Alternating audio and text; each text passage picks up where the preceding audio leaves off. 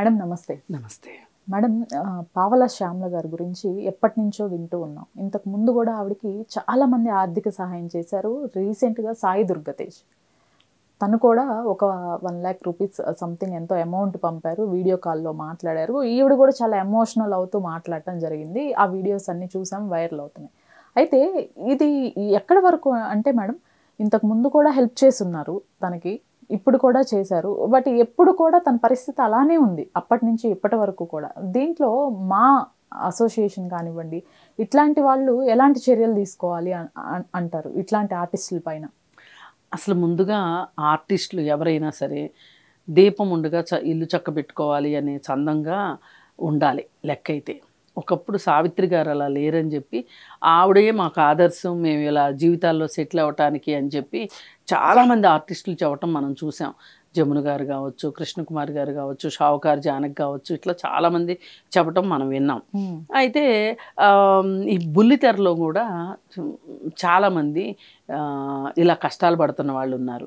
ఇప్పుడు సినిమాల్లోనేమో ఈ ఎక్స్ట్రా ఆర్టిస్టులు, జూనియర్ ఆర్టిస్టులు అంటారు కదా, వీళ్ళు ఇలా చేయడం మనం చూస్తున్నాం. వీళ్ళు ఒకప్పుడు మంచి మంచి క్యారెక్టర్లు చేసిన వాళ్ళే, డబ్బులు వచ్చే ఉంటాయి.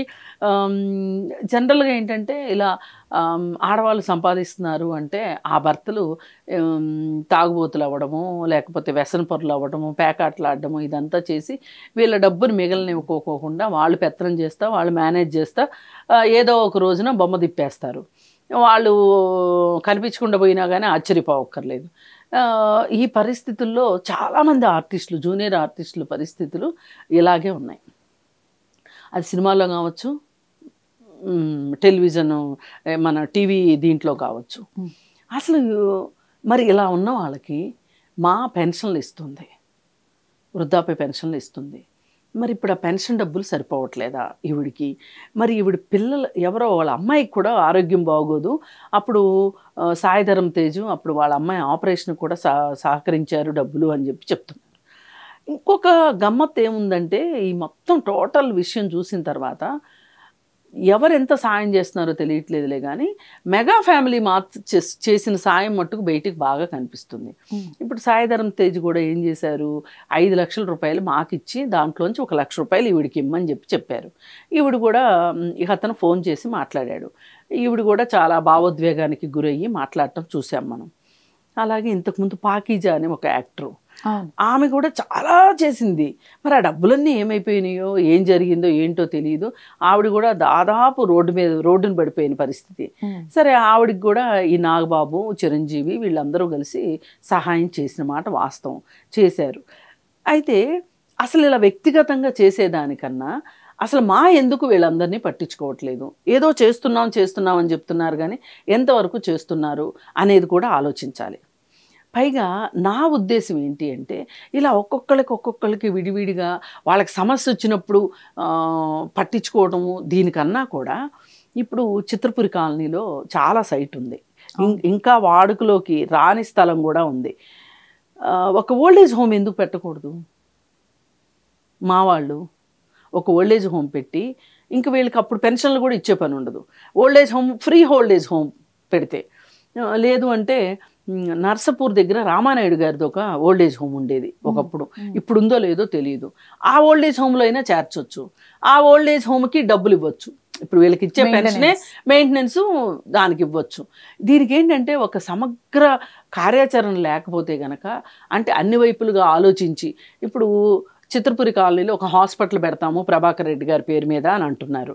అది ఎంతవరకు వచ్చిందో తెలియదు. అప్పుడప్పుడు ప్రకటనల రూపంలో వస్తూ ఉంటుంది, ఆయన బర్త్డే అప్పుడు లేదా ఆయన చనిపోయినప్పుడు. అక్కడ బోలెడు భూమి ఉంది. ఇంకా చాలామంది భూబకాసురులు అక్కడ ప్లాట్లన్నీ కొట్టేసి కోట్లు సంపాదించారు. అసలు వాళ్ళకి అందకోకుండా మనం చాలా కథలు ఈ మధ్యకాలంలో చాలాసార్లు విన్నాము. దానికి సంబంధించిన అతను జైలుకు కూడా వెళ్ళి రావటం చూసాము. అక్కడ చాలా రాబందులు ఉన్నాయి. సరే, ఎన్ని రాబందులు ఉన్నా సినిమా పెద్దలు పట్టించుకొని 1 ఎకరం స్థలంలో ఒక ఓల్డేజ్ హోము ఏర్పాటు చేస్తే చక్కగా ఇట్లాంటి వాళ్ళందరూ ఓల్డేజ్ హోమ్లో ఉండొచ్చు. పాకీజా కావచ్చు, ఇప్పుడు ఆ ఓల్డేజ్ హోమ్కి వీళ్ళందరూ డబ్బులు ఇవ్వచ్చు. అలా ఇలా ఒక్కళ్ళకి ఎందుకో నాకు ఇది ఇది కరెక్ట్ ప్రాసెస్ అనిపించట్లేదు. ఒకప్పుడు విజయ నిర్మల్ గారు ఆవిడ ప్రతి బర్త్డేకి పేద కళాకారులకి ఆమె 65వ బర్త్డే అయితే ఇంతని, 66వ బర్త్డే అయితే ఇంతని, ఇట్లా ప్రతి సంవత్సరం పెంచుకుంటూ వెళ్ళి ఇస్తూ ఉండేవాళ్ళు. ఆవిడ మహానుభావురాలు. అలా ఆమె చాలా ఏది చేసినా చాలా ప్రణాళికాబద్ధంగా చేసేది. అట్లా ఇప్పుడు ఎవరు చేయటానికి సిద్ధం కావట్లా. అందుకే మా బిల్డింగ్ కడతాం అని చెప్పి కొంతమంది ఎగిరారు. ఇంతవరకు బిల్డింగ్ కట్టలేదు. సరిగా అది వేరే విషయం అనుకోండి. ఇప్పుడు కనీసం ఒక 20-30 రూములు వేసారనుకోండి ఓల్డ్ ఏజ్ హోము, కాస్త ఖాళీ స్థలం ఉందనుకోండి, కాస్త తిరుగుతారు, సరదాగా ఉంటారు. అక్కడే హాస్పిటల్ కూడా వస్తుంది అంటున్నారు కాబట్టి, ప్రభాకర్ రెడ్డి గారు స్వయంగా డాక్టర్ కాబట్టి వాళ్ళ అమ్మాయిలు కూడా హాస్పిటల్ కడతామంటున్నారు. కట్టినప్పుడు వీళ్ళకి వైద్యం కూడా చాలా ఈజీగా అందుతుంది, చాలా బాగుంటుంది. ఆర్టిస్టులందరికీ ఒక ఆసరాగా ఉంటుంది. ఎవరైతే ఇట్లాంటి పరిస్థితిలో ఉంటారో, ఒకవేళ డబ్బులు ఇచ్చి ఉంటాము అనే వాళ్ళు కూడా ఉండొచ్చు, అట్లాంటి వాళ్ళు కూడా ఉండొచ్చు. ఇప్పుడు ఒకే ఫీల్డ్ వాళ్ళు ఉన్నారనుకోండి, వీళ్ళ పాత జ్ఞాపకాలు నెమరేసుకోవడము, మాట్లాడుకోవడము, సినిమాల గురించి మాట్లాడుకోవడము, అట్లా అదొక వాతావరణం చాలా బాగుంటుంది. ఇప్పుడు నేను సిఆర్ ఫౌండేషన్ అని కొండాపూర్లో ఉంది, చంద్రరాజరావు ఓల్డ్ ఏజ్ హోమ్ అని, అది జాతీయ స్థాయిలో అవార్డు వచ్చింది దానికి. ఓల్డ్ ఏజ్ హోమ్ చాలా బాగుంటుంది. గవర్నమెంట్ 5 ఎకరాల ల్యాండ్ ఇచ్చింది. చాలామంది డబ్బులు ఉన్న వాళ్ళు, దాతలు డబ్బులు ఇస్తే బిల్డింగ్స్ వచ్చాయి. ఏదో ఉడతా భక్తిగా అలాంటి వాళ్ళు కూడా ఇవ్వగలిగింది ఏదో ఇచ్చాము. చాలా చాలా ఇచ్చాడు. నేను చాలా తక్కువ అనుకోండి, అది వేరే విషయం. అయితే అట్లా ప్రతి ఒక్కళ్ళదే కంట్రిబ్యూషన్ ఉంది అక్కడ.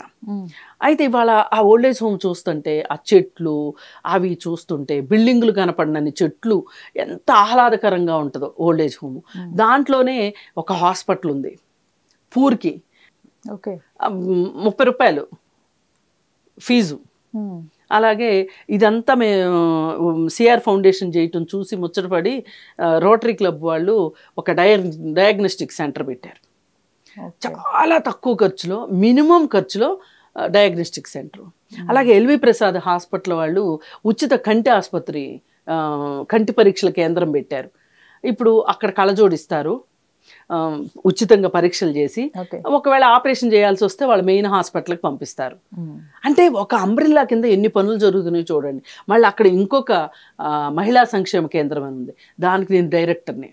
అక్కడ కుట్టు మిషన్లు నేర్పిస్తాం, టైల్ ఎంబ్రాయిడరీ నేర్పిస్తాం, కంప్యూటర్ నేర్పిస్తాం, బ్యూటీషియన్ కోర్స్ నేర్పిస్తాం, స్పోకెన్ ఇంగ్లీష్ నేర్పిస్తాం.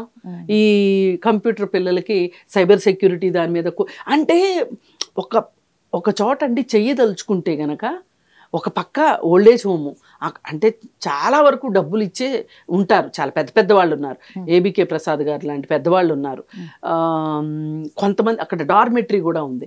కమ్యూనిస్ట్ పార్టీలో పనిచేసిన వాళ్ళు, అలాగే సామాజికంగా ఎవరైనా సేవలు చేసిన వాళ్ళకి గనక ఫైనాన్షియల్గా వాళ్ళ పరిస్థితి బాగలేకపోతే ఫ్రీ వాళ్ళకి. మన కాకరాల్ గారు కూడా అందులోనే ఉంటారు. అంటే ఇదొక అద్భుతం అనమాట. అది చూస్తే నాకు అనిపించింది, వీళ్ళ కష్టాలు వినగానే అలాంటిది ఒకటి ఎందుకు పెట్టకూడదు? ఇప్పుడు ఇవన్నీ చెయ్యక్కర్లా, 1 ఎకరం స్థలం చాలు చేయదలుచుకుంటే. ఇంతమంది రాబందులు తినే కన్నా కూడా ఈ మంచి కార్యక్రమానికి ఆ విధంగా ల్యాండ్ ఇచ్చి మా వాళ్ళు ప్లాన్ చేస్తే మంచిగా ఉంటుంది. ఎంతసేపు మాలో గ్రూపులు వాళ్ళు కొట్టుకోవడం, ఆ ఎలక్షన్స్ ఒక అసెంబ్లీ ఎలక్షన్ మాదిరి చేసేస్తున్నారు దాన్ని. అట్లా కాకుండా కాంక్రీట్గా ఇలాంటి వాళ్ళకి సేవ చేయడానికి మీరు ఏదన్నా ఒక పథకం ముందుకు తీసుకెళ్తే బాగుంటుందని నేను కోరుకుంటున్నాను.